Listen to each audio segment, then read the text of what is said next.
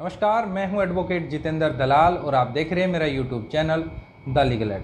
आज की वीडियो में बात करेंगे लोन के बारे में कि लोन का अगर कोई नोटिस लोक अदालत से आया हुआ है तो उसको कैसे डील करें। अगर नोटिस आया हुआ है तो उसके लिए कहां जाना पड़ेगा, क्या डॉक्यूमेंट यानी दस्तावेज़ आपको साथ लेके जाने हैं, किससे मिलना पड़ेगा, क्या आपको वकील करना पड़ेगा या नहीं। इसी बारे में विस्तार से बात करेंगे, एक एक सवाल का आपको जवाब दूंगा। उम्मीद करता हूं कि आपको वीडियो पसंद आएगी। अगर आप मेरे चैनल पर पहली बार वीडियो को देख रहे हैं तो प्लीज़ मेरे चैनल को सब्सक्राइब करें ताकि आने वाली हर एक वीडियो आपको सबसे पहले मिलती रहे। देखिए, चैनल को सब्सक्राइब करने का बेनिफिट ये है कि आपको आने वाली जो वीडियो है उनकी नोटिफिकेशन आपको पहले ही मिल जाएगी और आप उसको देख सकते हैं।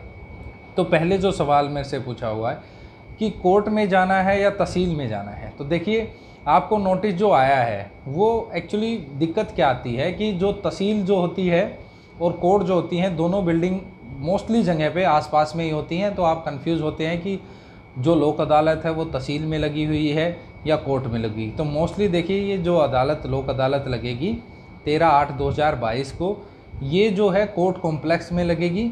आपको कोर्ट कॉम्प्लेक्स में जाना है। इसके बाद जो सवाल था कि वहाँ जाके किससे मिलना है, तो देखिए बहुत एक ज़रूरी सवाल है कि किससे मिलना है। बहुत लोगों को पता नहीं है, नोटिस भी आ गया है लोक अदालत का कि वो जाके किससे मिले। सपोज़ उदाहरण के लिए बैंक का एक नोटिस आया हुआ है। अगर बैंक का नोटिस आया हुआ तो आप किससे मिले, जो जिस बैंक का आपके पास नोटिस है वो बैंक वाले भी वहाँ पे एक अपना अलग से बैठे होते हैं, आप उनसे जाके मिले या डायरेक्ट आपको मजिस्ट्रेट से मिलना होता है। तो देखिए, अगर आपके पास लोक अदालत का कोई नोटिस आया हुआ है तो यहाँ पे आपको क्या करना है, डायरेक्ट आपको मजिस्ट्रेट साहब से मिलना है और आपको अपना कंसर्न उन्हीं को बताना है।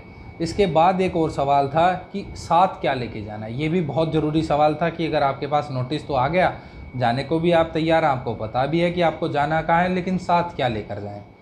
तो देखिए, अगर आपका बैंक के लोन के रिगार्डिंग कोई सेटलमेंट का इशू चल रहा है तो आपको क्या करना है, अपने बैंक की स्टेटमेंट, लोन से संबंधित जो भी दस्तावेज़ हैं, आपकी बैंक की स्टेटमेंट है, उसके अलावा कोई रिसिप्ट है जो आपने जमा करा दिए हैं, या आप टोटल एक अपना फॉर्मेट खुद तैयारी करके लेके जाएं कि सर मैंने 5 लाख का लोन लिया था, जिसमें से मैंने 4 भर दिए हैं और 20 मैंने बाद में दे दिए थे, 80,000 बचे हुए हैं और ये अब भी इनका 2 लाख मांग रहे हैं। तो आप अपना कंटेंट, जो भी आपका कहने का जो भी तथ्य है, आप उनको बना के लेके जाएं, एक पेज पर लिख के लेके जाएं, ताकि जज साहब जब आपसे पूछें या मजिस्ट्रेट साहब वहाँ आपसे पूछें तो आप आराम से उनको बता सकें। और साथ में आप दस्तावेज़ भी दे दें कि सर देखो, मैंने फ़लानी तारीख को इतने पैसे दिए थे, इस तारीख को इतने दिए थे, जिनकी स्टेटमेंट ये है। वो सभी दस्तावेज़ जो आपके लोन से संबंधित है वो भी आप लेके जाएं। इसके बाद ये सवाल था कि क्या नहीं करना है, मतलब कि कौन सी ऐसी बातें हैं जिनका आपको ध्यान रखना है कि ये सब बातें तो आपको करनी ही नहीं है। किन बातों का हमें ध्यान रखना चाहिए जब हम वहाँ पे जा रहे हैं। तो सबसे इम्पोर्टेंट बात ये है कि आप जहाँ पे जाएं, सबसे पहले तो आपको वहाँ पर किसी भी दस्तावेज़ पर बिना पढ़े आपको साइन नहीं करने हैं। कुछ केसेस में ऐसा होता है कि वो इंग्लिश में लिखा होता है और आपसे कहा जाता है कि ये हमने देख लिया, सब ठीक, आप साइन करें। तो वहाँ पे आप रिक्वेस्ट करें, अगर मजिस्ट्रेट साहब के सामने अगर आप साइन कर रहे हैं, आपको इंग्लिश में कोई दस्तावेज़ है, आपको नहीं समझ में आती है इंग्लिश, तो आप उस बारे में अन्य किसी वकील साहब जो बैंक के हैं उनकी ना माने, आप वहाँ पर जज साहब से पूछें कि सर इसमें क्या लिखा हुआ है। जज साहब या मजिस्ट्रेट साहब से पूछने के बाद ही उस दस्तावेज़ को साइन करें, नहीं तो वो दस्तावेज़ जिसको आप साइन करेंगे वो लोक अदालत के माध्यम से आपके ऊपर बाध्य हो जाएगा, आपको मानना ही पड़ेगा। इसके बाद यहाँ पे ध्यान देना है कि आपको किसी भी ब्लैंक पेपर पर साइन नहीं करने हैं, चाहे कोई भी कहे, आपको ब्लैंक पेपर पर साइन नहीं करने हैं। इसके साथ ही आपको जिस बैंक ने आपके ऊपर सेटलमेंट के लिए केस डाला हुआ है या जो आपका बैंक का लोन का जिस बैंक से आपका केस है, आपको उनसे नहीं मिलना है। अक्सर वो आपको भड़काते हैं कि आपका यहाँ पे सेटलमेंट नहीं होगा, आप बैंक में ही कर लो, क्यों लोग अदालत में चक्कर काट रहे हैं। तो उनकी बातों को आप इग्नोर करें, उन बातों को अनसुना करें, अनदेखा करें और जाके मजिस्ट्रेट साहब से मिलें और अपना जो आपका कंसर्न है, जिस बात को आप रखना चाह रहे हैं कि मेरे पे इतना गलत जो लगाया हुआ है या मेरा ये कारण था, इस वजह से मैं नहीं भर पाया। बहुत सारे केसेस में क्या होता है कि आप लोन का अमाउंट जो है वो भरना चाह रहे हैं, लेकिन उतना अमाउंट वो लेना नहीं चाह रहे हैं। तो ये बात भी आप मजिस्ट्रेट साहब या जज साहब को बताएं कि सर मैंने ऑलरेडी मैं देना चाह रहा था, लेकिन इन्होंने नहीं लिया, गलत मांग रहे थे और उसके ऊपर ब्याज गलत लगाते ये चले गए। इसके साथ में आपको एक और सवाल पूछा जो बहुत ही इम्पोर्टेंट है कि क्या सर हमें वकील करना पड़ेगा या नहीं। तो देखिए यहाँ पे ध्यान दें, आपको वकील नहीं करना पड़ेगा। मैं बहुत क्लियर बता दे रहा हूँ, आप खुद अपना होमवर्क करके जाएं। जैसे मैंने आपको पहले भी बताया कि अगर आपका बैंक से कोई रिलेटेड, लोन के रिलेटेड, सेटलमेंट के रिलेटेड कोई नोटिस आया हुआ है और आपको अदालत में जाना है, तो आप घबरा जाते हैं अदालत का नाम आते कि नहीं वहाँ पे तो बहुत कानूनी कार्रवाई होगी और वकील साहब मुझे करने पड़ेंगे।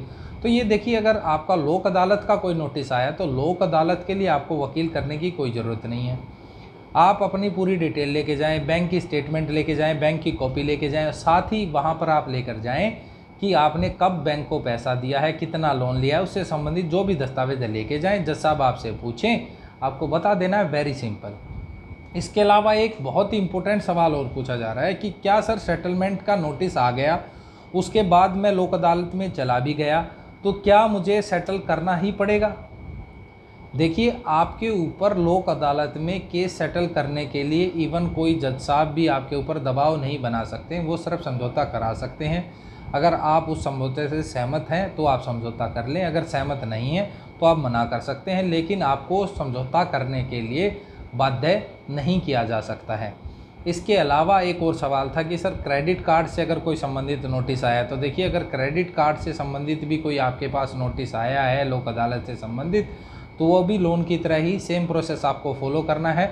उसमें आपको सारे दस्तावेज, क्रेडिट कार्ड का बिल, आपने कितना क्रेडिट कार्ड का अमाउंट लिया था, कब आपने पे कर दिया, और उससे संबंधित जितने भी दस्तावेज हैं, उससे जो कागज़ आपके पास है, आपने बिल पे किया है, तो वो स्टेटमेंट आप लेकर जाएं, डायरेक्ट मजिस्ट्रेट साहब से मिलें और अपने दस्तावेज दिखाकर अपने केस को सेटल करा लें। उम्मीद करता हूं कि आपके सवालों के जवाब मिले होंगे। अगर आपको मेरी वीडियो पसंद आई हो तो प्लीज़ मेरी वीडियो को लाइक करें, शेयर करें और मेरे चैनल को सब्सक्राइब करें। जय हिंद, जय भारत।